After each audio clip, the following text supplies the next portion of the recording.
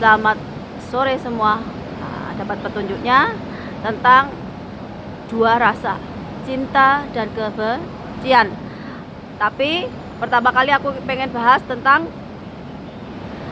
karena banyak sekali nih orang yang aku kenal masih muda tapi udah meninggal, entah karena sakit ataupun karena kecelakaan dan sebagainya. Jadi yang biasa aku lakukan itu berdoa paling simpel, yang biasanya itu aku lakukan adalah aku itu minta panjang umur, minta awet muda, juga kesehatan. Kenapa?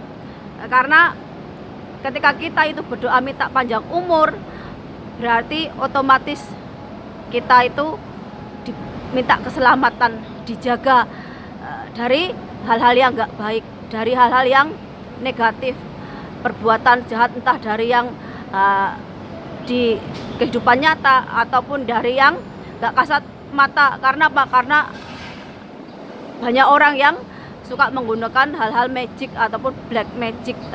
Itu kenapa kita selalu dianjurkan berdoa, minta keselamatan, perlindungan.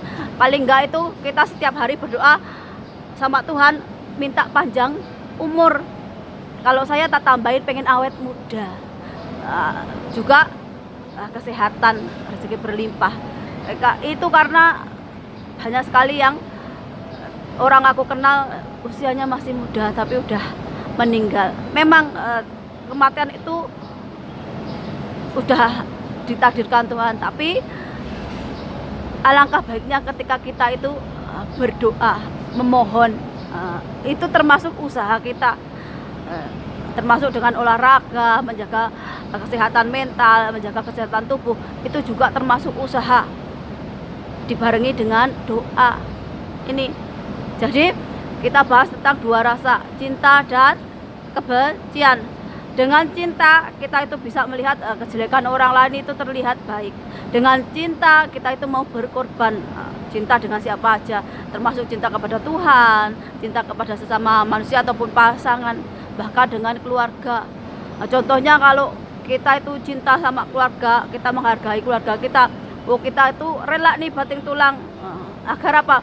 Agar mungkin ekonomi keluarga kita yang pas-pasan terangkat. Begitu juga dengan pasangan.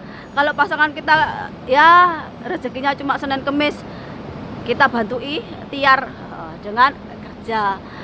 Jadi karena mbahku itu yang perempuan juga dia dagang, emak saya juga dagang. Jadi keluarga saya yang perempuan itu memang nggak menggantungkan kepada laki-laki atau pasangannya, tapi juga mau nyeker nyari rezeki banti untuk pasangannya. Jadi nggak ada konflik hanya karena ekonomi.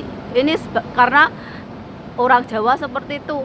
Jadi orang Jawa sendiri ataupun orang Nusantara nggak bisa disamakan dengan orang Arab atau orang lainnya.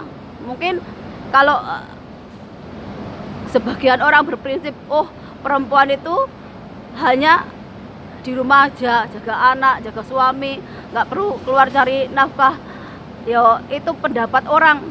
Tapi karena saya keturunan Jawa, saya garis keturunan dari mbah-mbah saya juga perempuannya itu orang yang mencari nafkah, ya bantu keluarga. Berarti ya saya darahnya mengalir seperti itu. Dan itu udah hakikat kehidupan, nggak bisa dibantah. Ini. Tapi kalau kita punya rasa cinta, kita itu selalu semangat untuk hidup. Kita selalu merasa, oh, semua ini baik-baik saja, karena kita percaya patah tumbuh hilang berganti. Kalau sekarang kita patah hati karena entah pasangan, entah apa, pasti kita akan bertemu dengan orang yang akan menghargai kita. Tapi dengan kebencian, kalau kita udah punya sifat benci nih atau marah, orang sebaik apapun kita itu nggak bakalan suka, kita itu nggak bakalan seneng. Yang ada apa? Yang ada malah kita itu tambah benci. Namanya apa? Nah ya namanya udah yang ada kebencian. Jadi kita nggak bisa melihat kebaikan orang lain. Itu kenapa segala sesuatu yang di dalam diri kita itu harus bisa kendalikan. Cinta juga, kalau terlalu cinta bisa menghancurkan. Kebencian juga, terkadang kebencian atau dendam atau sakit hati bisa memacu kita untuk jadi orang yang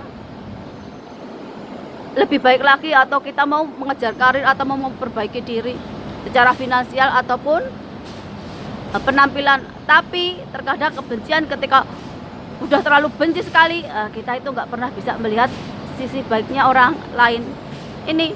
Jadi kenapa walaupun aku nggak seberuntung orang seperti orang lain dalam segi ekonomi, tapi aku itu baik-baik aja ataupun aku adem ayem, karena apa? Karena aku ngerasain nih, kalau nyari rezeki dengan cara yang halal itu membawa diri kita tenang, jiwa kita tenang.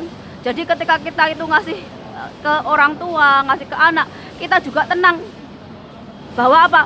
Bahwa kita itu udah ngasih mereka rezeki yang halal ataupun yang dengan jerih payah kita. Kita nggak perlu menipu, kita nggak perlu menzalimi orang lain, mengambil hak orang lain, ataupun menghalalkan segala cara hanya untuk kepentingan diri kita sendiri. Ini bedanya. Jadi kalau aku mau nasihati juga ya, kelakuan kita sehari-hari, perbuatan kita sehari-hari itu akan terlihat dari aura, dari wajah kita. Kenapa? Karena sesuatu itu yang kita kerjakan itu akan berdampak pada energi kita. Kalau kita selalu melakukan hal-hal yang baik ataupun hal-hal yang tidak melanggar hukum alam ataupun nggak melanggar hal-hal yang memang bertentangan dengan kemanusiaan, tentu aja hidup kita itu tenang. Aura kita juga membawa kedamaian. Di mana saja kita berada ya akan tetap damai, dan kita itu nggak bakalan jadi orang yang punya aura negatif ataupun orang yang kemana-mana kok bawa kisruh, kemana-mana kok bawa petaka, kemana-mana kok bawa pertengkaran. Auranya itu udah beda. Makanya banyak sekali yang spiritual ataupun orang yang pejabat, tapi kok auranya suram, auranya kok peteng. Itu karena kelakuannya sehari-hari yang nggak baik, kelakuannya yang nggak bener. Jadi apa yang kita lakukan sehari-hari itu akan membawa energi dari dalam diri kita. Jadi kalau nggak kira kamu mau siapapun itu, kalau kelakuannya nggak baik, kelakuannya nggak bener, yo aura yang diperlihatkan dari dalam dirinya yo jelek. Makanya kadang-kadang terlihat suram, kusam, kusut, bahkan terlihat lebih tua dari umurnya, atau bahkan sakit-sakitan ataupun rezeki seret. Itu kenapa? Bahwa kalau kita itu pengen sesuatu yang datang itu hal-hal yang baik, ya pastikan kita itu baik dari dalam diri kita sendiri. Makanya Buddha ataupun Kristen itu rada-rada mirip tentang cinta kasih, tentang hal-hal yang positif, baik kepada sesama makhluk hidup ini. Jadi kalau kita punya cinta atau punya rasa benci atau dendam di dalam diri kita, yuk kita harus bisa mengendalikannya. Karena dua rasa ini bisa membawa kebaikan, tapi juga bisa membawa kehancuran. Sama saya dan sampai jumpa.